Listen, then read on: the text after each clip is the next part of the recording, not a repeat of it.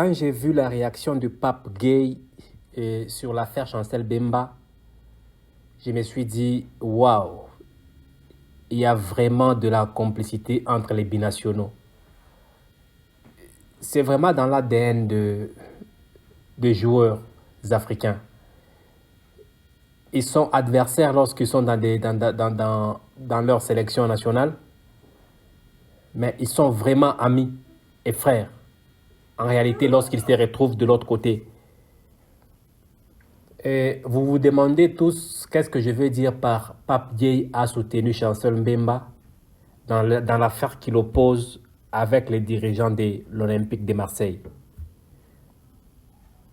Je vous fais un topo de ce qui se passe. Ce qui se passe, c'est que Marseille a changé de coach et le nouveau coach pense que Mbemba n'est pas aussi bon pour son système de jeu. Il faut qu'il change. Il faut le faire partir.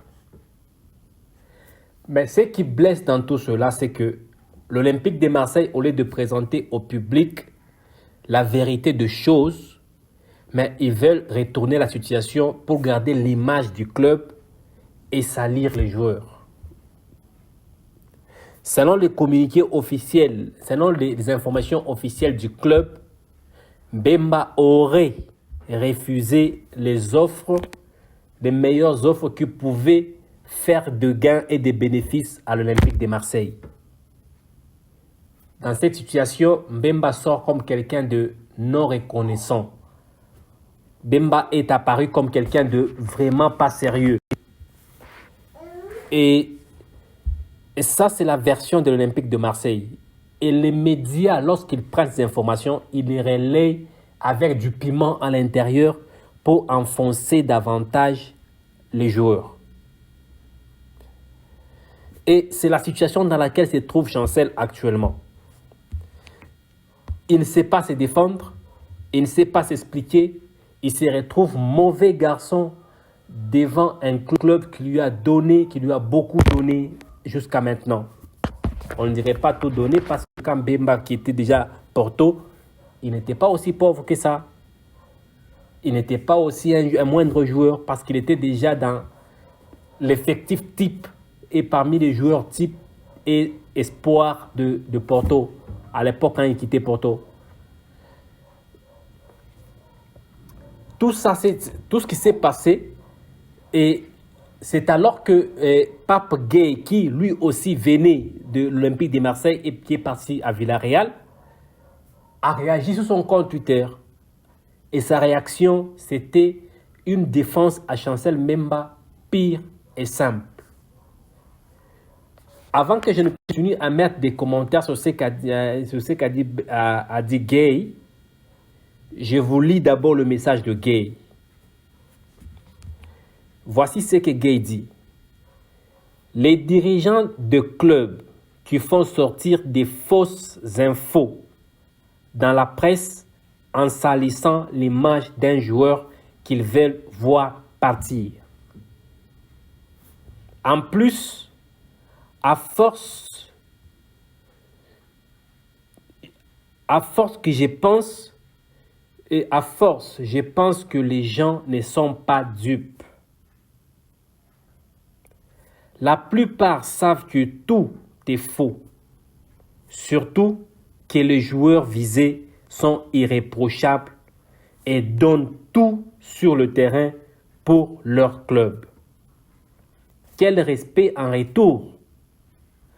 Au bout d'un moment, il faut savoir arrêter, respecter les gens et trouver d'autres stratégies.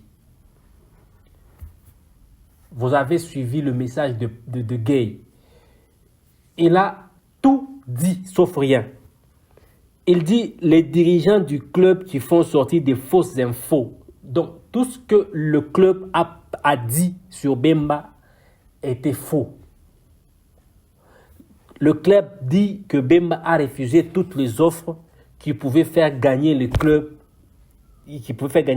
de bénéfices. Or, ce sont des fausses informations. Ce n'est pas ça la vérité. La vérité, c'est qu'ils veulent faire partir ce joueur et ils ne savent pas comment le faire partir sans pour autant gâcher l'image du club. L'objectif ici est de garder l'image du club devant la presse, devant tout le monde, devant les fans et de salir le joueur. Or, alors que tout le monde sait que l'homme de Bemba, l'homme de la justice de Dieu, Yana, c'est quelqu'un de vraiment timide. C'est un monsieur qui ne parle pas beaucoup. C'est un monsieur qui parle presque pas. C'est un monsieur à grand cœur. C'est parmi les joueurs qui posent difficilement de problèmes au club. Ce n'est pas comme un joueur comme Balotelli qui, lui, s'invente en guerre. Lui, vous ne pouvez pas lui manquer du respect et il vous regarde avec les yeux. Lui, vous lui manquez, il vous manque directement. Vous lui manquez sur place, il vous manque. Demain, il organise un point de presse et il vous répond, mais il ne quitte pas le club, il attend son salaire dans ce club-là. Ce n'est pas le jeu comme les Ibrahimovic.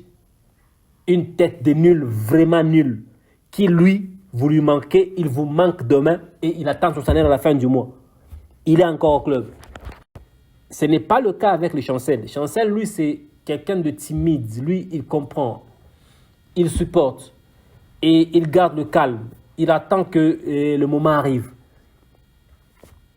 Et dans de telles situations, des joueurs comme ça, vous voulez faire passer croire aux gens que ce joueur est aussi ingrat qui refuse de faire gagner le club. C'est quoi cette histoire? C'est ce que Pape refuse ici. Il dit: ils font passer les fausses infos dans la presse en salissant l'image d'un joueur qu'ils veulent voir partir. Vous voulez voir partir quelqu'un, pourquoi vouloir salir son image? Pourquoi vouloir à ce qu'il soit sali? Pourquoi vouloir à ce que les gens les détestent? Les fans le détestent. La vérité, c'est qu'ils savent que les fans ne veulent pas voir Bemba partir. Et pour convaincre le fan de le faire partir, il faut leur faire croire que Bemba refuse de faire gagner votre club afin que votre club se retrouve. En faisant passer un message aussi faux comme ça, les fans, les esprits faibles des fans comprendront et détesteront Bemba, feront en sorte que Bemba se retrouve détesté par les fans et le faire partir. Vous connaissez vous-même comment les joueurs africains, lorsqu'il est détesté dans un club, comment ça finit. Ça finit par recevoir une banane en plein match et c'est toujours compliqué. En plus, Gay continue, il dit: je pense que les gens ne sont pas dupes. La plupart savent que tout est faux. Oui, c'est pas faux. Tout le monde sait que c'est faux ce que le club raconte. Tout le monde sait que ce que le club raconte, c'est une façon de faire passer Bemba en l'humiliant. Ce que je me demande, c'est pourquoi est-ce que le club européen en général et le club français en particulier, pour faire partir un joueur, ils cherchent par tous les moyens pour humilier le joueur. Je me demande pourquoi c'est toujours comme ça. Pourquoi ça a toujours été comme ça? Pourquoi ça a toujours été comme ça? Vous voulez voir quelqu'un partir, mais vous voulez d'abord l'humilier. Je n'ai jamais compris en tout cas ces clubs-là. Surtout que les joueurs visés sont irréprochables et donnent tout sur le terrain pour leur club. Oh, ça c'est certain. Chancel fait partie des joueurs irréprochables du côté comportement. Certes, c'est un humain, il finit par faire de bêtises. Mais c'est quelqu'un qui arrive quand même à contrôler ses bêtises, à se contrôler. C'est quelqu'un qui arrive quand même à contrôler ses émotions. Et je ne crois pas que le faire partir de cette manière-là soit une meilleure chose. Mais malheureusement, ça a toujours été le cas et le traitement réservé aux joueurs, dont la plupart africains dans des clubs européens. Ça a toujours été comme cela. Et Pape continue, il dit quel respect en retour? Quelqu'un qui vous a tout donné. Tout ce qu'il demande, c'est le respect envers lui. Le respect en retour. C'est tout ce qu'il vous demande. Du respect. Pas plus. Juste du respect. Au bout d'un moment, il faut savoir arrêter. Ça, c'est Gay qui conclut. Au bout d'un moment, il faut savoir arrêter. Ça a toujours été comme ça dans des clubs européens et c'est beaucoup plus foncé. Mais à un moment donné, il faut savoir changer de stratégie. Cette stratégie, on la connaît déjà. On sait que c'est une façon de faire humilier quelqu'un et de le faire partir sans rien. Avec humiliation. Mais à un moment donné, on sait tous que ce sont des histoires concoctées de toutes pièces par les responsables des clubs européens. Et ce qui arrive à Chancel aujourd'hui fait matière de réflexion. Ça nous fait réfléchir, ça fait réfléchir à beaucoup de choses. À un moment donné, les responsables du football africain doivent prendre leurs responsabilités et remonter le football africain au niveau professionnel afin que les joueurs qui évoluent en Afrique n'envient plus d'aller en Europe. Si un joueur qui joue en Afrique a le même standard que celui qui joue en Europe, parce que l'Europe c'est un continent, l'Afrique c'est un continent, je ne vois pas si on veut qu'on soit traité d'égal à égal avec les Européens, on doit savoir se comporter tel qu'eux se comportent. On doit savoir faire les choses telles qu'eux le font. Si vous ne faites pas les choses comme eux, mais vous voulez que ces gens vous traitent comme des humains, comment vous voulez? Si vous n'êtes pas à mesure, avec tout ce que vous avez comme gain, vous n'êtes pas à mesure de vous organiser, mais vous voulez que les gens qui sont organisés vous respectent. Comment ils vont vous respecter? Comment ils vont respecter vos produits? Et à un moment donné, la faute est totalement aux dirigeants du football africain. Les dirigeants du football africain doivent à tout prix apprendre à se mettre à niveau, à organiser le football africain afin de rivaliser avec le football européen, asiatique ou américain. Parce que nous sommes tous des continents. Nous sommes tous des humains. Si on est tous des humains avec un cerveau, une tête, deux jambes, deux mains, deux yeux, un nez et deux oreilles, c'est que nous pouvons réfléchir et faire les choses de la même manière. Mais si on n'arrive pas à faire les choses comme eux le font, mais vous voulez qu'ils arrivent à nous respecter, comment voulez-vous qu'ils nous respectent? Soyez quand même sérieux. Ils ne vous respecteront jamais. Jamais. Et alors jamais.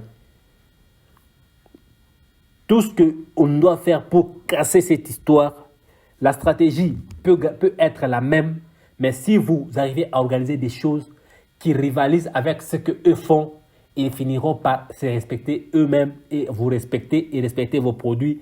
Et toutes ces choses ici, l'humiliation de vos joueurs africains prendra fin de par soi-même. Et là, c'est mon avis et je le partage. Vous avez un avis contraire, vous avez les commentaires pour y mettre.